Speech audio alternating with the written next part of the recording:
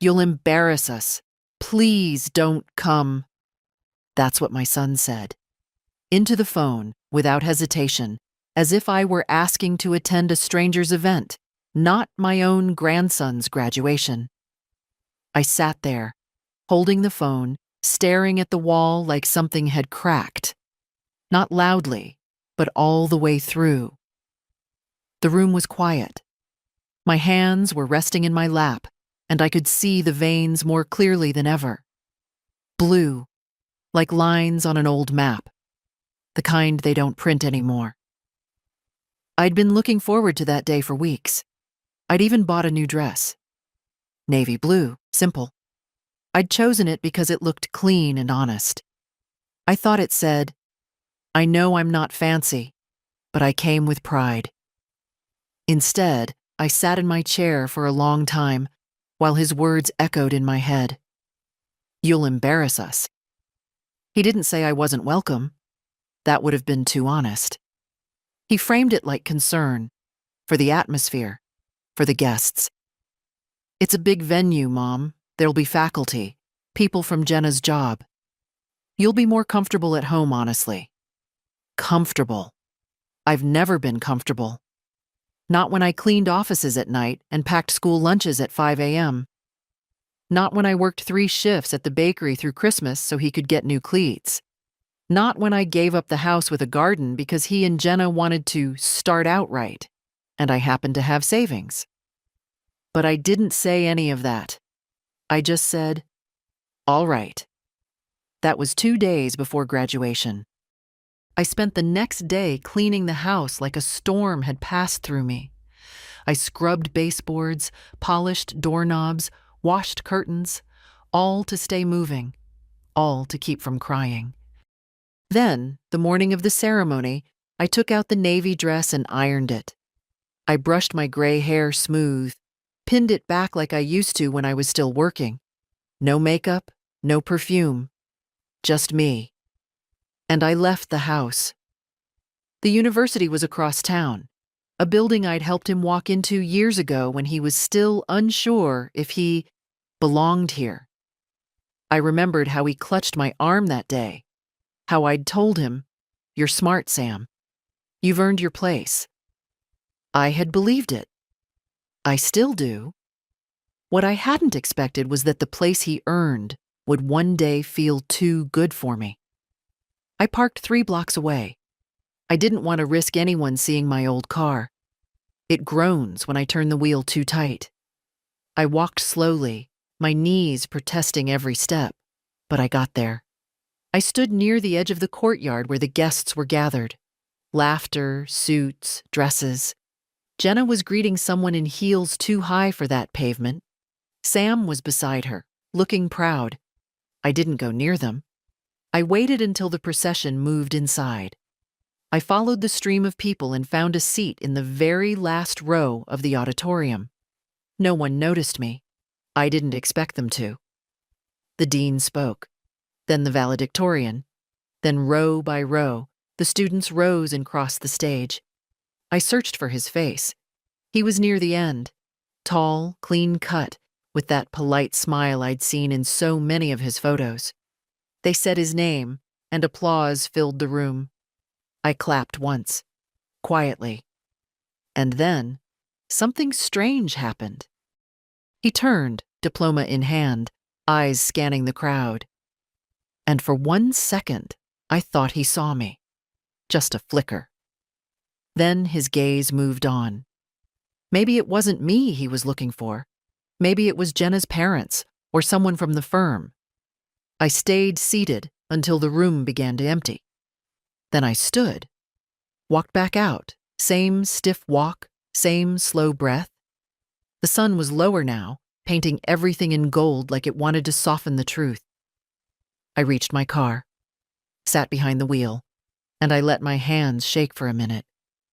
Then I reached into my bag and pulled out the card I'd brought, the one with a small check inside. I tore it in half, and I drove home. He wasn't always like this. When Sam was little, he had the gentlest heart. At 5, He used to sneak into my bed in the middle of the night just to wrap his arms around me. "I had a bad dream, Mama."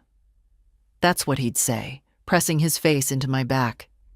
He always called me Mama when he was frightened or tired.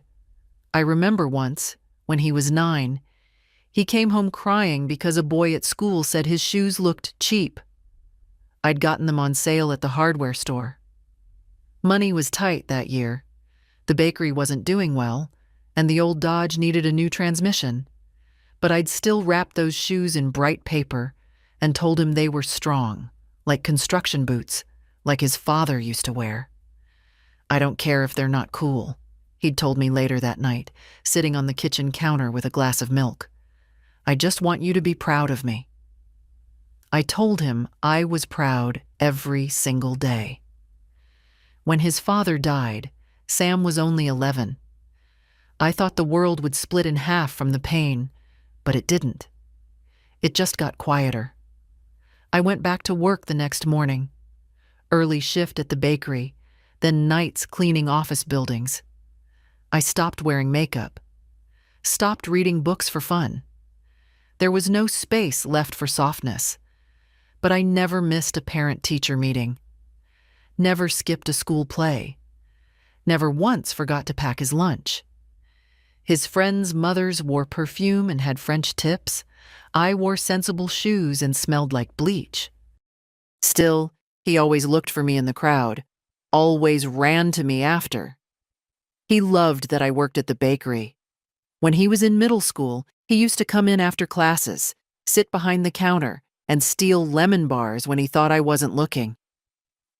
"You're gonna get me fired," I used to joke. "You own the place." He'd laugh. But things shifted when he started high school. It wasn't sudden. It never is. It began with little things. A correction here, a sigh there. "Mom, can you not wear that jacket when you come to school?" Or, "Don't bring the plastic bag, just hold the food." Then came the silences.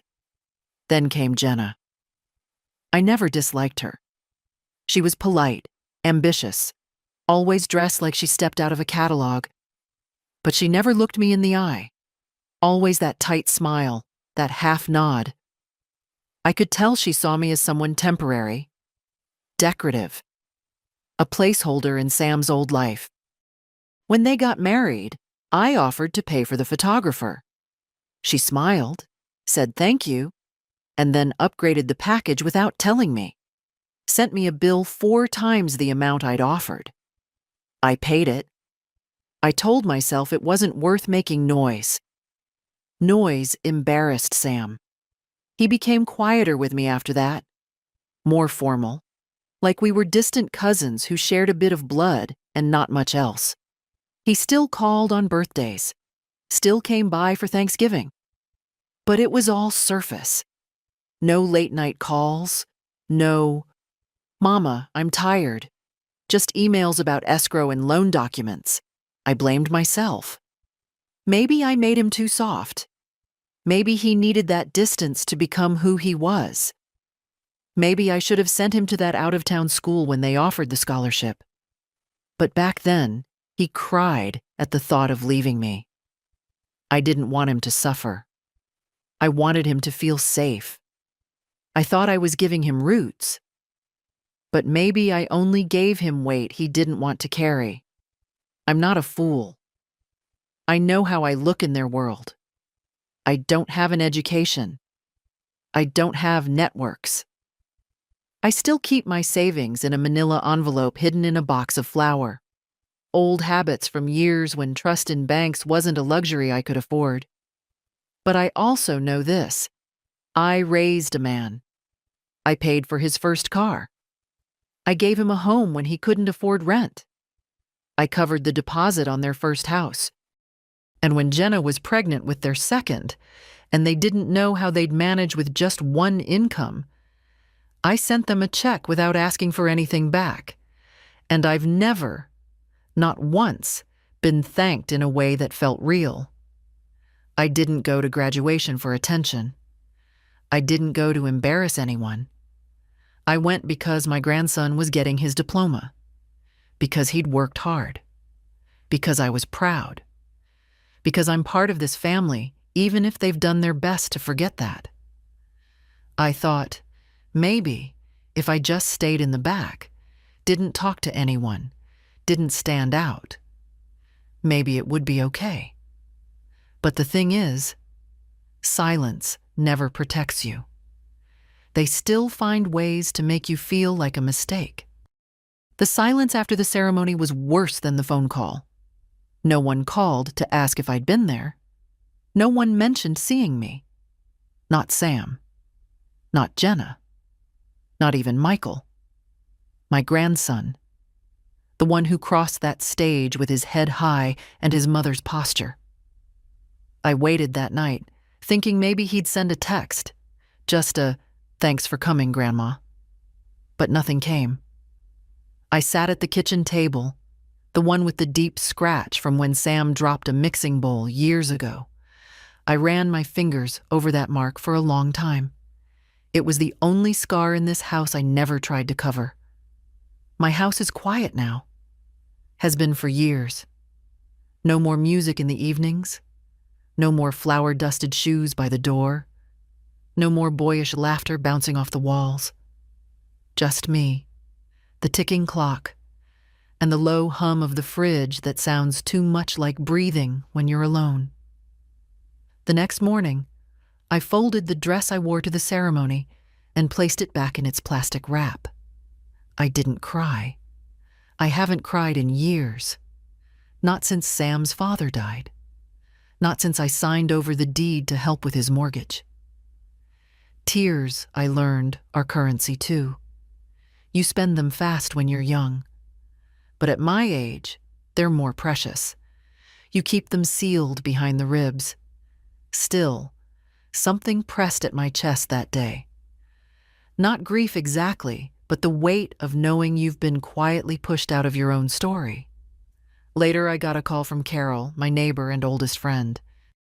She'd heard about the graduation from the florist. Jenna had ordered 6 centerpieces, all in white and gold. "Didn't know you were heading out yesterday, Nance," she said. "Was it lovely?" I hesitated. Then I told her the truth. "They didn't want me there," I said. "I went anyway. Sat in the back. Saw my boy walk across the stage like I wasn't alive." She was quiet for a beat. Then she said the words, "I didn't know I'd needed. You didn't go for them. You went for you. And I'm proud you did. Carol's like me. Been through her own battles. Lost her husband to cancer. Raised 3 boys, 2 of whom don't call unless they need something notarized. She knows what it means to be useful, but invisible. She's been telling me for years, 'Nance, you have to stop giving away parts of yourself like free samples at the grocery store. People take them, smile, and move on. They never buy the full product.'" I used to laugh when she said that. Now, I just nod. That afternoon, I opened the hallway closet. It's where I keep all the documents, not in any kind of system, just piled in folders, envelopes, paper clips that have rusted around the edges. I pulled everything out and laid it on the dining table. There was the mortgage cosign from 6 years ago, the $25,000 check I wrote when Jenna decided to take a sabbatical to focus on the kids. Receipts from the new windows they installed. I remember Sam saying, "You'll feel safer knowing the boys are warm, won't you?" Of course I had nodded. What else was I supposed to do? I flipped through each page slowly, methodically, like I was studying for an exam. These papers weren't just numbers. They were proof of how much I'd tried to stay close, how many times I'd paid for proximity, for a thank you, for inclusion. And all of it had been met with less than silence, with polite distance, with strategic forgetting. When I got to the envelope marked Michael Education, I stopped. Inside was a check I'd never mailed. $5,000 for textbooks, I'd told myself, or whatever he needed when he started university. I hadn't told Sam about it. I'd wanted it to be from me. Just me. I held the check up to the light. My handwriting looked shakier now than it used to. That bothered me. Not the age, the fact that I was still trying. That night, I made a decision. I didn't call anyone. Didn't announce it. I just sat with it. Sometimes, the biggest choices in life come not with fireworks, but with a quiet nod to yourself across a worn-out room.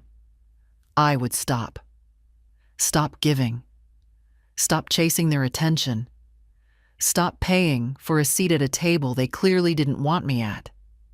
But I wouldn't do it with bitterness. No. That would mean they'd won. I would do it with grace. With quiet.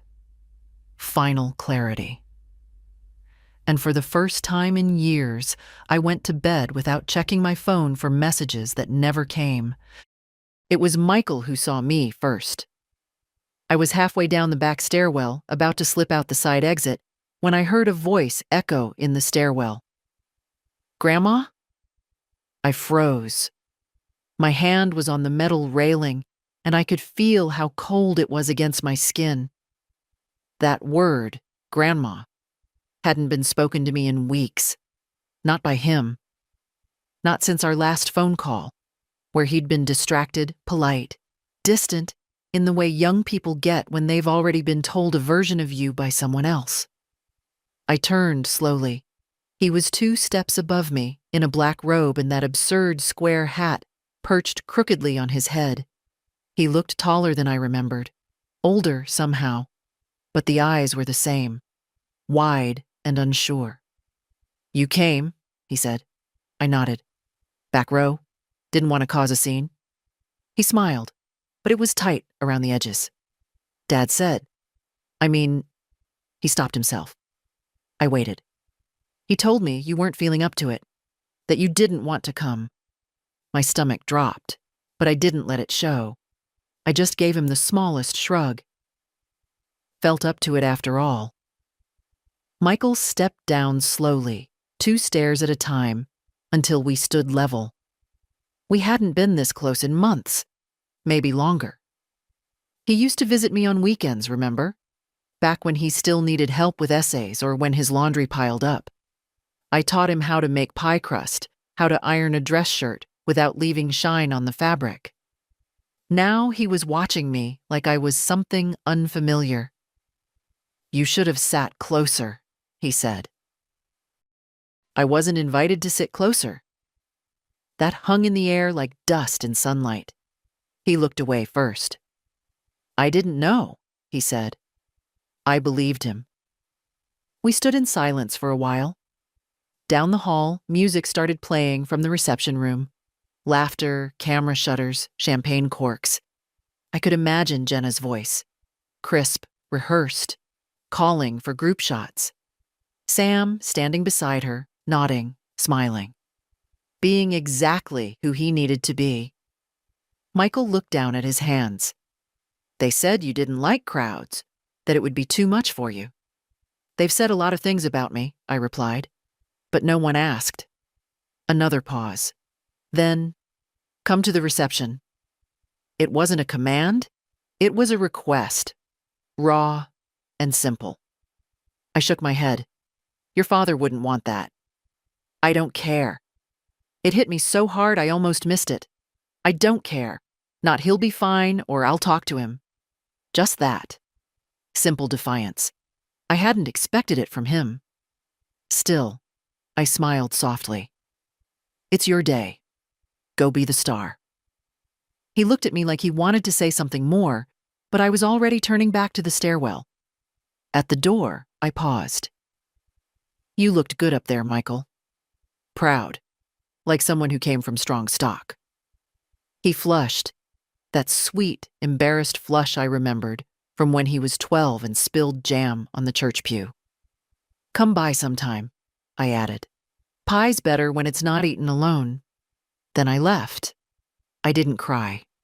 Not then. Not even in the car. But when I got home and stepped into the quiet kitchen, The tears came fast and full. Not because I was hurt, because for the first time in years I'd seen a crack in the wall, and it hadn't come from me. He came to the house the next day. No call, no warning. Just the low hum of tires on my gravel drive, the thunk of a car door, then footsteps on the porch I painted myself 2 summers ago. I knew it was him before he knocked. I always know the sound of his walk, clipped, impatient, like every second he spends waiting is a second stolen. I didn't hurry to the door. Let him stand there. Let him feel the quiet. When I opened it, he didn't smile, didn't say hello. He just stood there in a pressed shirt and that same polished look he'd picked up somewhere between grad school and Jenna's ambition. "Mom," he said, "we need to talk." I stepped aside. "Do we?" He didn't answer. Just walked in like it was still his house, like he'd never left laundry on the couch, never eaten cereal straight from the box while I folded invoices at the table. He sat. I didn't offer him tea. "You were at the ceremony." "Yes." "You didn't tell me." "You told me not to come." He blinked, but only once. "That's not what I said." "You said I'd embarrass you." "That's not how I meant it." "Then how did you mean it, Sam?" He didn't answer right away. He looked around the kitchen, the same place he used to sit with scraped knees and peanut butter on his chin. Now he looked like a guest, or worse, a client. "I just thought," he sighed. "Jenna's parents were there, her boss, a lot of important people. And I wasn't important. That's not what I said. But it's what you meant." Still no tea. Still no apology. "Mom, look," he said, softening his voice like I was a confused child. "You don't understand how these events are. There's a way things are done. Appearances matter. Jenna's very involved in the board."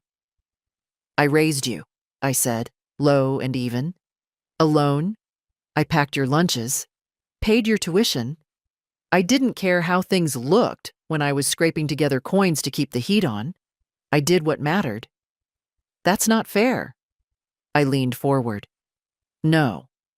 What's not fair is sitting in the back row of your grandson's graduation while his father pretends she doesn't exist." He stared at me then. For a second, I thought I saw something shift. Maybe guilt, maybe shame, maybe just the shock of being spoken to without deference. "I just didn't want drama," he said. "You didn't want me." "That's not true." "Then why am I always the part you try to hide?" He didn't have an answer. I stood up. My knees popped, a reminder of how long I've been bending for him. "I'm not your problem, Sam. I'm not an inconvenience or a liability or a piece of old furniture you keep in the shed, just in case. I'm your mother. And if that makes you uncomfortable, that's your burden to carry." He stood too, slower. "I didn't mean to hurt you." "But you did." Silence. Then, "I'll talk to Jenna. We'll figure something out." I nodded, but not in agreement, just acknowledgement. He still didn't understand. He moved toward the door, then paused. "Michael said he saw you. That you talked." "We did." "I don't want him caught in the middle." I met his eyes. "Then don't put him there." He left without another word. I watched his car disappear down the street, tail lights fading into the midday sun. Still no tea. Still no apology. But also, no retreat. Carol brought lemon cake. She always does when things go bad. Not store-bought, her own recipe, heavy on the zest, light on the sugar. She knows I don't like things too sweet anymore. "You get less tolerant with age," I once told her, "of sugar, of silence, of people who talk down to you in your own kitchen." She laughed then. She didn't laugh today. She came in without asking, like she always does, set the cake on the counter, and looked me over. "You look tired." "I am." "Tea?" "I didn't make any." "I will." And just like that, she moved around my kitchen like it was hers, filled the kettle, pulled down the chipped cups, sat across from me once the water boiled. "So," she said, "he showed up?" I nodded. "Let me guess. Said you misunderstood, that it wasn't what he meant." "He said appearances matter." Carol snorted. "They do, but so does truth, and dignity, and having a spine." She poured the tea and handed me a slice of cake. "Eat." I didn't touch the fork, just stared at the steam curling out of the cup. "I'm tired, Carol." "I know. I feel like I've been running after him my whole life, trying to be whatever he needed, a roof, a safety net, a blank check. And now?" I looked at her, the woman who's known me through 2 deaths, a broken bakery oven, and a flooded basement, the only one who's ever said what others won't. Now I want to stop. She didn't smile, didn't nod, just sipped her tea and said, "About damn time." We sat in silence for a while. Outside, the wind moved through the oak trees. A dog barked somewhere down the street. I could hear the hum of life continuing without needing to be asked. Carol put her cup down. "You still pay their mortgage?" "Yes." "Utilities?" "Yes." "Private school for Michael's brother?" "Yes." She shook her head. "You're funding the lives of people who won't let you be seen." That landed hard. It wasn't cruel. It was just true. "I don't know how to stop," I whispered. "Yes, you do," she said. "You just don't want to feel like the bad guy." "I don't want to punish them." "This isn't punishment, Nance. It's correction. You've been underwriting their comfort at the cost of your own value. It's time you close the tab." I swallowed hard. "I went through the papers yesterday," I said. "All of them, checks, bank wires, cosigns. It's hundreds of thousands. And I can't even remember the last time he asked how I was feeling." "That's because he doesn't think he has to." I looked down at my hands. "Do you think he ever loved me? I mean, really?" Carol didn't answer right away. Then she said, carefully, "I think he loved you the way children love things that are always there. The porch light, the warm meal, the soft landing. But that's not the same as respect." I felt something crumble inside me, not like breaking, like an old dam finally loosening under pressure it was never meant to hold. "I'm so tired of being useful." "Then stop." I looked at her. "It's not that easy." "Yes, it is. You pick up the phone, you call the bank, you say, 'No more.'" The kettle had gone quiet. The tea was cooling. Carol reached across the table and placed her hand over mine. "You're allowed to stop, Nancy. You don't owe them your whole life." And for the first time in years, I started to believe that maybe she was right. That night, I didn't sleep. I lay in bed with the windows cracked open, letting in the hum of crickets and the distant rush of wind through trees. The ceiling fan made its soft ticking sound, and every once in a while, a car passed down the road. Nothing loud, nothing urgent, just the world continuing on. But I was awake. I was thinking about the file cabinet in the hallway, the one I've kept locked for years, mostly out of habit. I thought about the documents in there, some yellowing, some still crisp. Each one a receipt of a choice I'd made in the name of love, of duty, of motherhood. And I thought about what Carol said. You're allowed to stop. At 6:15, I got up. Didn't bother with breakfast. Just washed my face, tied back my hair, and walked barefoot to the cabinet. The key was still in the old mug I keep spare buttons in. I turned it slowly, like opening a door to something sacred. Inside were 12 folders, each labeled with my handwriting. S. Dalton Mortgage, Jenna, Education Fund, Michael, Birth to High School, Car Repairs, Utilities, Health, Legal, Vacation Advance, College Loans, Household Upgrades, Emergency Transfer, MISC. That last one hurt most of all. I pulled them all out, carried them to the kitchen table. Sat down. The table groaned under the weight, not of paper, but of years. Years I'd said yes. Years I'd swallowed words.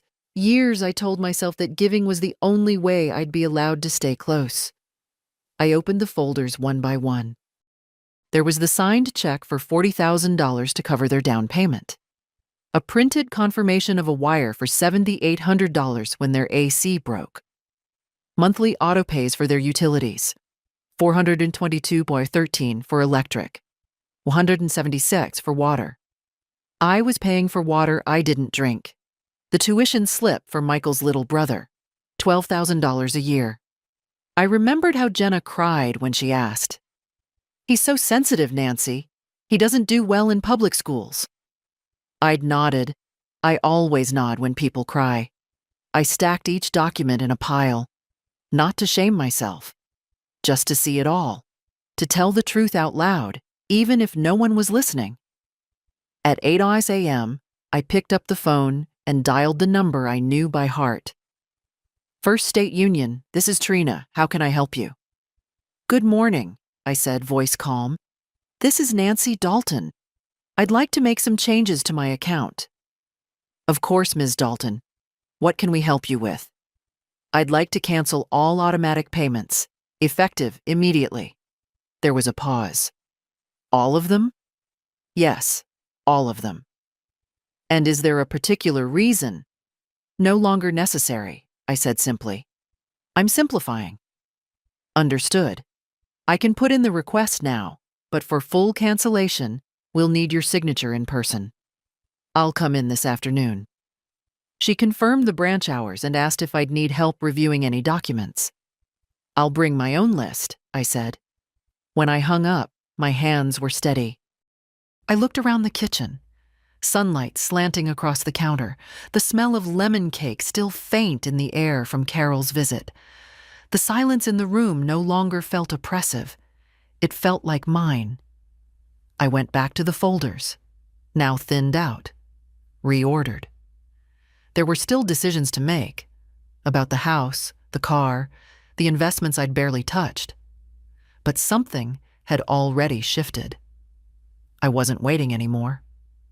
I wasn't hoping someone would wake up one day and say, "We've taken too much." I was the one who would decide when it ended, and it ends now. The bank smelled like paper and plastic, not the kind you notice right away, the kind that lingers in places where people come to negotiate their futures. Contracts, signatures, money that moves without a face. I hadn't been inside in nearly a year. Last time was to authorize a new debit card for Jenna. Hers had accidentally expired. I remembered standing at the counter, her text coming in. "Can you ask them to expedite it? I've got a conference this weekend." No please, no thank you. Just expectation. Entitlement in 7 words. This time, I didn't bring my phone. I wore my beige cardigan, the one with buttons shaped like seashells. I brushed my hair back, applied a touch of lipstick. Not for anyone in particular. Just because I wanted to look like someone who belonged. A young man greeted me in the lobby. "Ma'am, do you have an appointment?" "My name is Nancy Dalton," I said. "I spoke with Trina this morning." He checked a screen and nodded. "Yes, she's ready for you. Right this way." He walked too fast. I kept up anyway. Trina was younger than I expected. Late 20s maybe. Polished, efficient, trying hard to look older than she was. She smiled when she saw me, but her eyes stayed on her screen.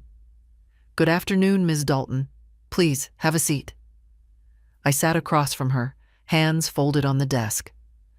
"I've suspended all your automatic payments per your call," she said, tapping on a keyboard. Now we'll finalize the cancellations.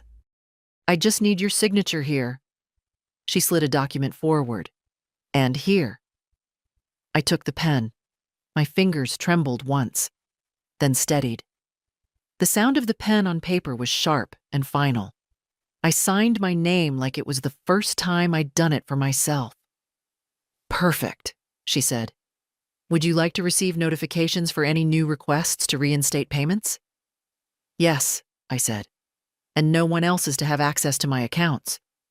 No power of attorney. No linked cards. No exceptions. She paused. I see there was an existing secondary access. Remove it. Yes, ma'am. I leaned back, letting the words settle in the room. Trina typed swiftly, her nails clicking against the keys. When she finished, she turned the monitor toward me. All cleared, she said. You're in full control now. It was such a simple sentence, but something in my chest softened, like a knot had finally untied. Thank you, I said. Is there anything else you'd like to do today? Update your will, perhaps? We have in-house legal services. No, I said, but I'd like to set up a new account. Certainly. What kind? A trust account. For my grandson. Trina blinked. Michael Dalton? Yes, his name only. I want to transfer a portion of my funds there. Managed, protected, for his future. But not a dollar of it goes to his parents. She hesitated. That's entirely up to you. It is. She nodded and began typing again. We spent the next hour going through forms, signatures, verification calls. It was the longest I'd spoken in days, but I didn't feel tired. I felt precise. When it was done, she handed me the folder. Michael will receive notification within the week. You'll receive updates every quarter, and you have full authority to revoke or redirect the trust. I stood, collected my bag, buttoned my cardigan. Trina looked up. Ms. Dalton? Yes. I hope I'm not overstepping, but... She hesitated, then smiled. Smaller this time, more real. That was one of the clearest, calmest reversals of control I've ever seen. I looked at her, at this young woman who didn't know my history, didn't know what it cost to sit in that chair. Sometimes, I said, the clearest choices come after the longest silences. She nodded, and I left. Outside, the sky was pale with early afternoon. The breeze smelled faintly of grass and pavement. I stood on the sidewalk, clutching the folder against my chest like a shield, and for the first time in decades, I didn't feel like I owed anyone an explanation. They started calling that night. It was Jenna first. Of course it was.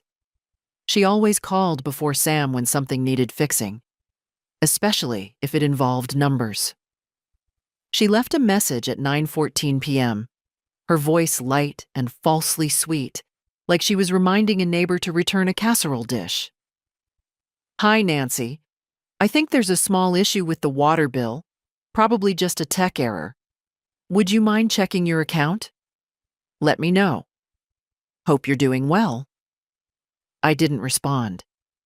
At 9:37, Sam called. He didn't leave a message.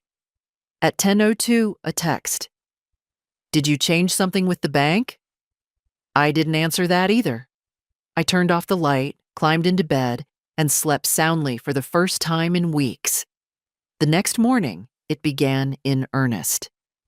By the time I finished my coffee, I had 7 missed calls and 3 new voicemails. One from Jenna, the tone sharper now. Nancy, we're getting error messages on every payment. The mortgage, the school, even the trash service. This isn't funny. One from Sam. Mom, I need to know what's going on. Did the card expire or something? We've got late fees racking up. And one from Michael. His voice was quiet, uncertain. Hi, Grandma. Dad's pretty upset. Something about the bank? I don't really understand, but are you okay? Can I come over? That one I saved. Around 11, the doorbell rang. I was in the kitchen, shelling peas into a metal bowl. I didn't hurry, let them wait. When I opened the door, Sam was there, alone. That surprised me. Jenna usually came to negotiations. Maybe she thought it would go better without her. "Mom," he said, already exasperated, "what the hell is going on?" "Good morning," I said, stepping aside. He walked in without waiting, same as always. Sat down at the kitchen table, arms folded, waiting for an explanation. I went back to my peas. "Jenna tried to pay the mortgage and the account's blocked," he said. "The gas company called. The tuition bounced. What did you do?" I stopped. "Stopped what?" "The payments." He stared. "Why?" "Because they're not mine to make anymore." "That's not how this works." I turned to him. "No, Sam. That's exactly how this works. My accounts, my money, my choice." He stood up, agitated now. "You can't just pull the plug like that, Mom. We have obligations. Michael's brother has a school trip next month. The house insurance." "I didn't sign up for those obligations." "Yes, you did," he snapped. "Every time you said yes, every time you offered to help, you built this system. And now I've dismantled it." He looked at me like I was speaking a language he didn't know. "This isn't you." "You don't know who I am," I said quietly. "You know the version of me that always says yes, the woman who signs checks without reading the fine print. That's not me anymore." He paced the kitchen, rubbing his forehead. "We can't just float all these bills. Jenna's work is seasonal. I have a conference coming up. If this goes on, you'll have to adjust." He stopped. "You're doing this to punish us." "No," I said. "I'm doing this to remember who I am." Silence stretched. He looked at me, then really looked. And for the first time in a long time, I saw uncertainty in his face. Not anger, not entitlement, just a flicker of recognition. Like he was starting to realize that the foundation under his feet had always been me, and I'd moved. "You should have warned me," he muttered. "I warned you every time I bit my tongue." He didn't answer that, just grabbed his keys, walked to the door. "I'll talk to Jenna," he said, like it was a threat, or maybe a plea. "You do that." When the door shut behind him, I sat down with my bowl of peas, the rhythm of shelling settling me like a prayer. It had begun, and I wasn't afraid. I made the appointment with Mr. Heller the next morning. He's been my lawyer for over 20 years, handled the bakery sale, the first deed on this house, even drafted the trust fund back when I thought Michael's college savings might need protecting. We've never been friends, but we've always understood each other. He doesn't talk down to me, doesn't assume I need explaining. I appreciate that in a man. His office hasn't changed in a decade. Same dusty leather chairs, same photos of his grandkids on the bookshelf. When I arrived, he stood and shook my hand with a warmth that wasn't quite affection, but close enough. "Ms. Dalton," he said, "haven't seen you in a while." "I've been busy paying for other people's lives," I replied. "But that's ending today." He raised an eyebrow. "Sounds like I should make coffee." I handed him a folder. Everything I'd pre-organized, updated account statements, a summary of transfers, and a handwritten note titled Estate Adjustments, Non-Negotiable. He flipped through the papers. "You're not hesitating." "No, David, I've done enough of that." He nodded slowly. "And your son?" "We'll manage." "And your grandson?" "He's the reason I'm here. I want to make sure what I leave actually reaches him." We spent the next 2 hours going over everything. He updated my will, removed Sam as executor, replaced him with an independent trustee. Set the terms of the new irrevocable trust. Michael receives full control at 30, with stipends for education and emergencies until then. A clause for medical hardship. A clause for early withdrawal only with notarized justification. I wasn't about to hand over another cent just because someone said, "We're a little tight this month."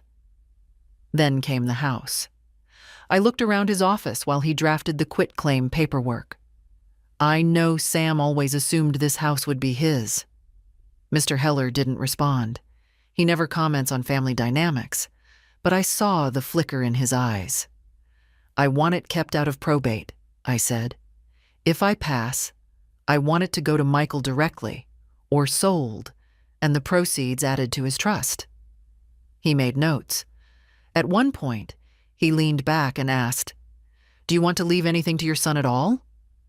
I considered that for a long moment. Then I said, "No. Not out of spite. Not out of anger. Just because it was time to let the tether go. We signed everything. He gave me copies, explained the timeline, the next steps. I listened. I understood. When it was done, he stood to walk me out. "Ms. Dalton," he said, "for what it's worth, I've seen a lot of families like yours. Most of them never do what you're doing." "What's that?" "Taking back the narrative." I smiled. "Good," I said, "because I'm not finished yet." Michael came by that Sunday. I heard his car before I saw it. That soft rattle of the muffler, the slight squeal when he reversed too fast. He always parks crooked, half off the gravel, just like his father did at that age.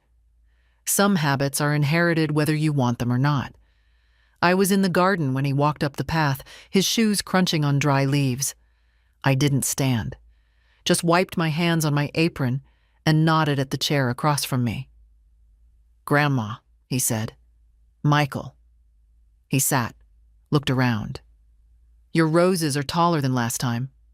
They don't need much to grow, just space and time." He didn't smile, just nodded, pulling at a loose thread on his sleeve. "I guess you know why I'm here. I imagine your parents sent you." "Sort of, but I wanted to come." That caught my attention. He leaned forward, elbows on knees. "Everything's gone to hell at the house.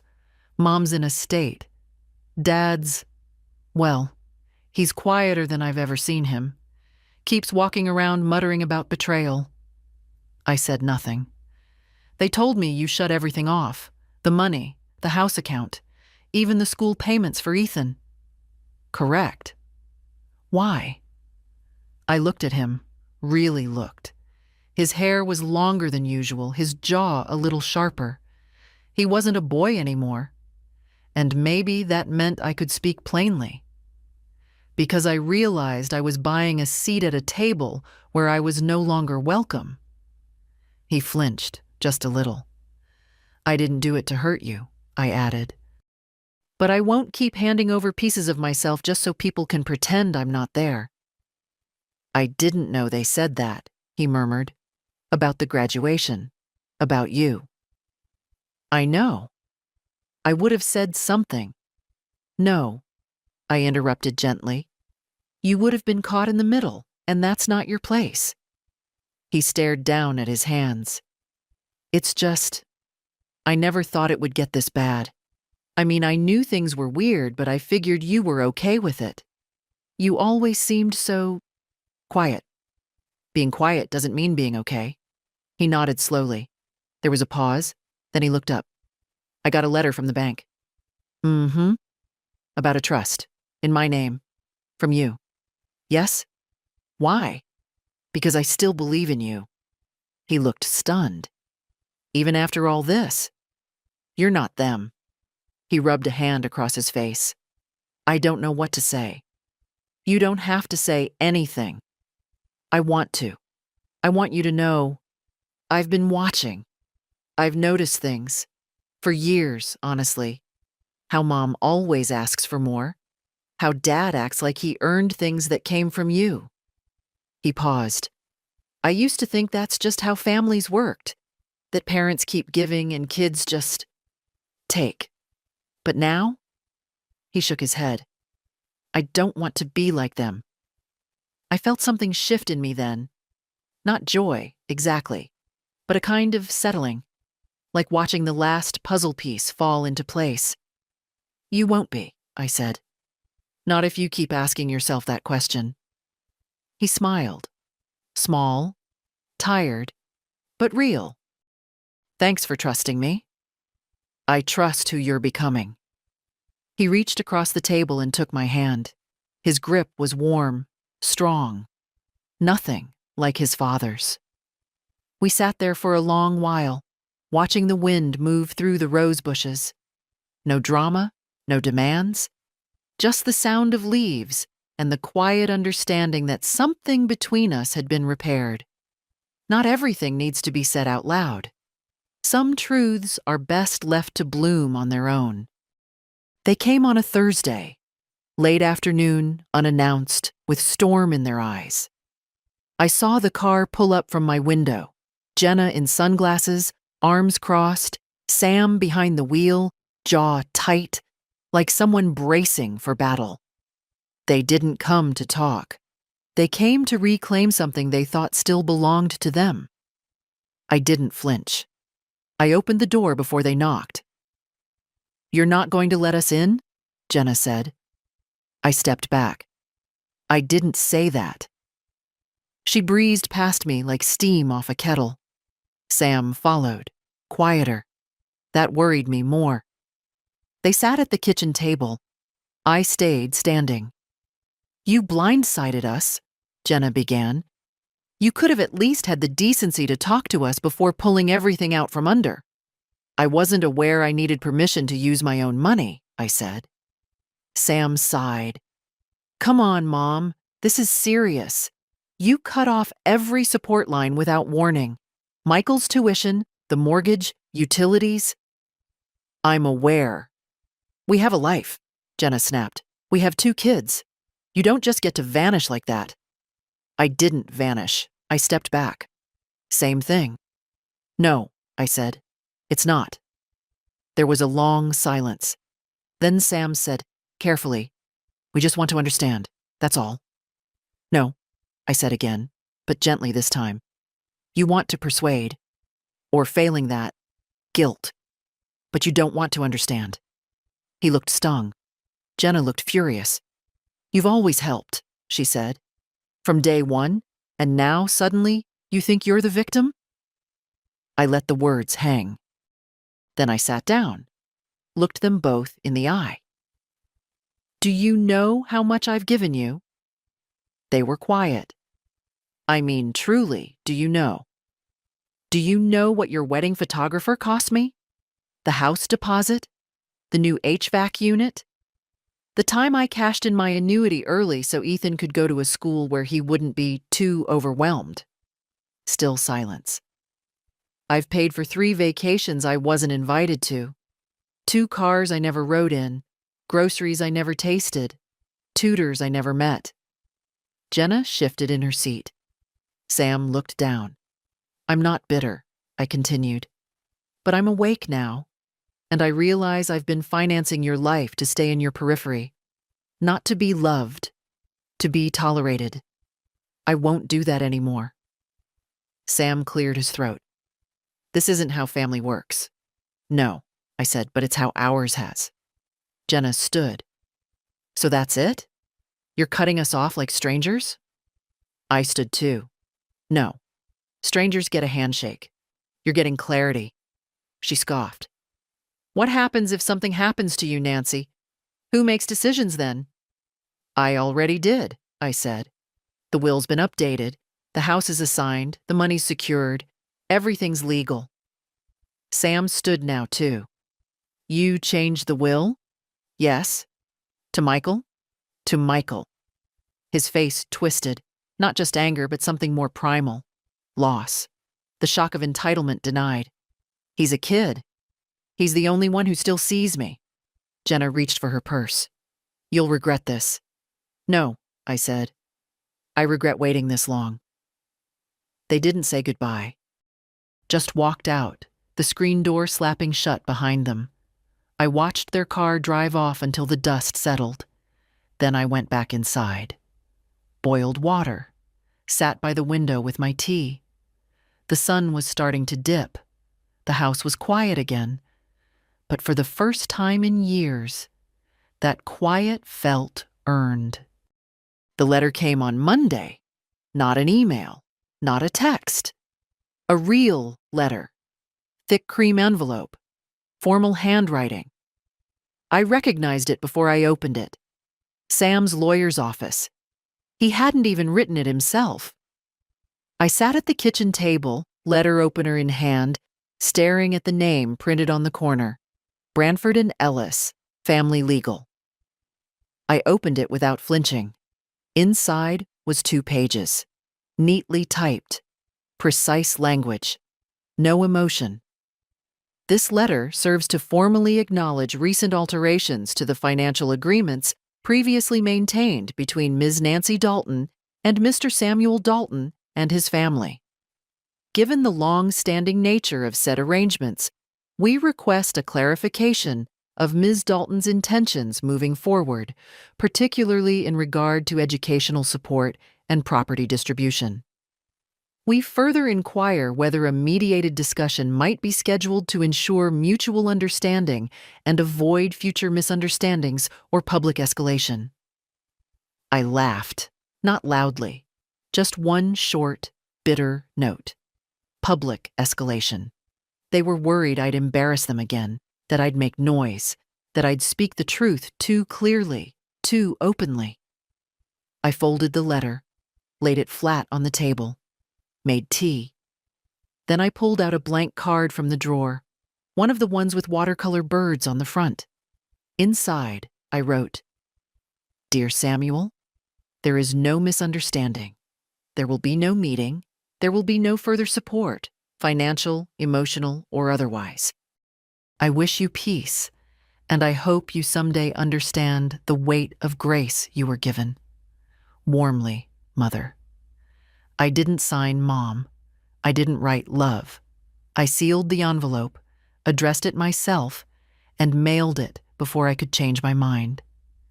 That afternoon, I took down the wall calendar and tossed it in the bin. It was full of notes for other people's schedules, car pickups, school holidays, mortgage reminders. All in my handwriting, none of it mine. I replaced it with a small oil painting Carol gave me years ago. A quiet field, one tree, no path. "You sure you're okay?" she asked when I called. "I'm better than okay," I said. "I'm quiet." She understood. Quiet, for women like us, isn't silence. It's freedom. The kind no one can take back. The last thing I gave away was the piano.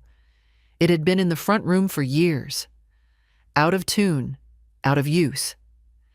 Sam took lessons on it when he was small, 2 years before he begged to quit. Said the keys made him feel anxious. I never forced him. Never made him finish things he didn't love. But I kept the piano. Because it filled the room. Because it reminded me that at one point there had been music. Last week, I called the local community center. Asked if they took instruments. The woman on the phone sounded surprised. "Does it still play?" she asked. "I don't know," I said, "but it still has weight." She sent 2 young men with a dolly and a van. They were careful with it, respectful even. One of them, a boy with a shy voice and long eyelashes, asked if I'd played. "Once," I told him. He smiled. "My grandmother played too. Taught herself when she was 60. I nodded. It's never too late to make something sound again. When they left, the front room looked bigger, brighter. The floor where the piano stood had faded in a perfect rectangle. I didn't rush to cover it. Let it show. That evening, Michael came by.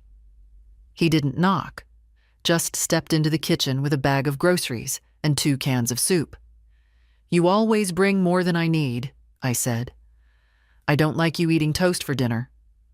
"I like toast." He set the soup on the stove. We're making stew. Sit. And so I sat. I let him chop the carrots wrong. I let him season too lightly. I let him stir with a spoon that was too small. And it was the best dinner I'd had in years. Afterward, we played cards. We didn't talk about Sam. We didn't talk about Jenna. We didn't talk about anything that required histo-rye. Just the now. Just the flick of cards and the slow settling of trust into the air between us. Before he left, he paused in the doorway. "You really okay?" he asked. "I am," I said. "For the first time, I think I am." He kissed the top of my head, just like his father used to, when he still believed I could fix everything. When the door closed behind him, I sat alone for a while. Not lonely, just full. Full of my own space, my own time, my own story. You get to an age where you stop explaining your choices. You stop asking permission to be whole. You stop apologizing for not being who people needed you to be when they stopped seeing you as a person. I am no longer invisible. I am no longer convenient. And I will not be quiet to make others comfortable. If you're still reading, if any part of this felt like your life, then hear this. You're allowed to choose yourself. You're allowed to say enough. You're allowed to be the one who walks away with your back straight and your name still yours. And if you ever feel alone in that choice, just know someone out here made it too. And she's doing just fine. Follow for more stories like this. And if it touched something in you, leave a comment. Maybe it's time you told yours too.